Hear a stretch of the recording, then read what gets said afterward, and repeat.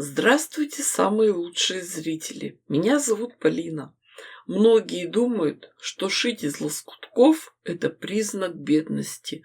Но мы-то с вами знаем и цены на ткани, нитки-наполнитель, и сколько времени занимает это творчество. Это очень дорогое удовольствие. Но лоскутное шитье захватывает. Художники рисуют красками, а рукодельницы– кусочками ткани. Вот так посидишь, поперебираешь яркие красивые лоскутки, и настроение улучшается, и придумывается какой-нибудь интересный способ, как их подружить между собой. При этом хорошо воспользоваться скоростными методами сборки. Сегодня работаем с большими квадратами 21,5 на 21,5 сантиметров. Складываем два квадрата контрастного цвета, светлое, темное, лицом к лицу, и по линейке рисуем две диагонали, а затем через центр проводим еще и два перпендикуляра. Скалываем булавочками. Наша задача сделать строчки по обе стороны от диагоналей. При работе за швейной машинкой строчку делаем крепкой, мелкой. Закрепки ставим и в начале, и в конце, и в середине. Цвет ниток нейтральный серый. Естественно, нитки не обрываем. Отшили одну деталь, переходим на следующую.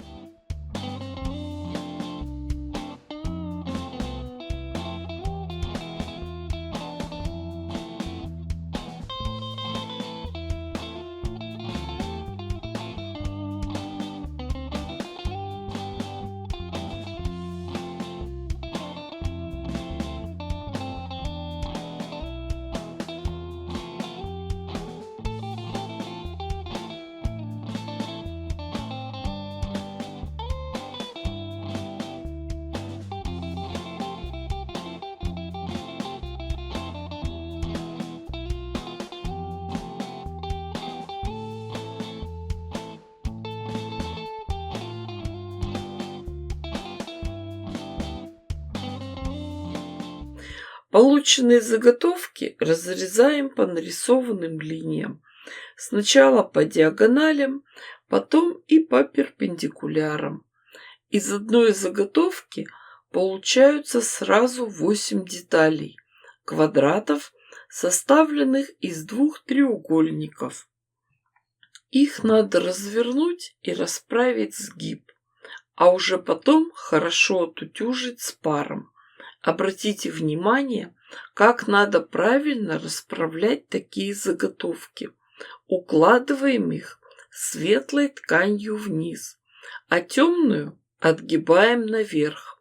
И получается, что все швы оказываются на стороне с темной тканью. На светлом фоне их нет, и все изделие смотрится очень красиво и аккуратно. Я немного увлеклась и таких заготовок приготовила много. Это прекрасно. Есть из чего творить. Да, потому что мы приступаем к самому интересному. Мы сочиняем узор. Рисунок будет самый простой. Стилизация под деревенские старинные работы. Простые квадраты, составленные из двух треугольников. Светлый треугольник вверху, темный внизу. Ничего особенного не придумываем. Когда мы довольны результатом, приступаем к соединению деталей. Естественно, делаем это максимально рациональным способом. Сначала сшиваем вместе детали первой и второй колонки, потом третьей и четвертой. Детали шьем гирляндой, одну за другой, нитки не обрываем.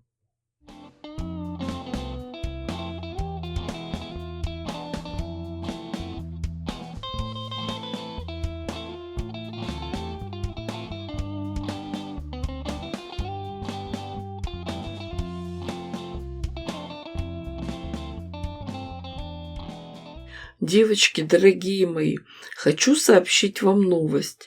Сейчас создала канал на Бусти.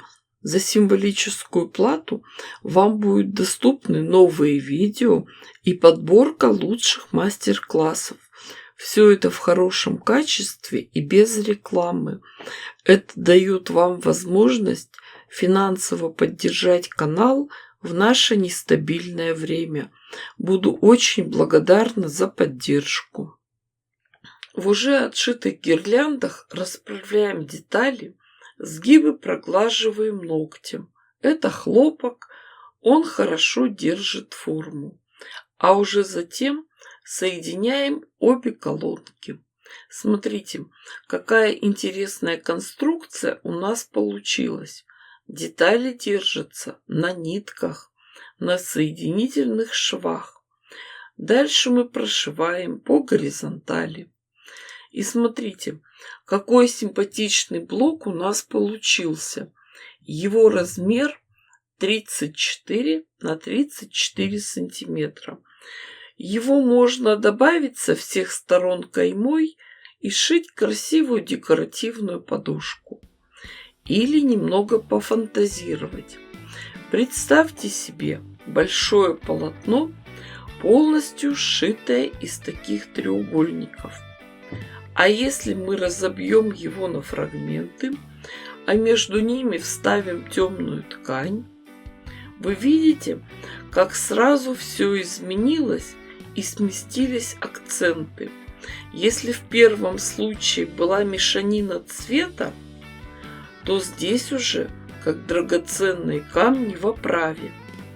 Но фон может быть и светлым. Смотрите, серый или бледно-розовый.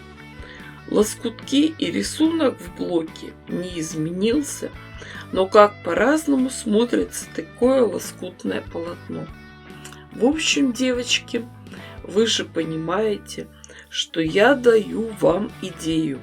Шейте, творите, вытворяйте. Не ждите чудес, чудите сами.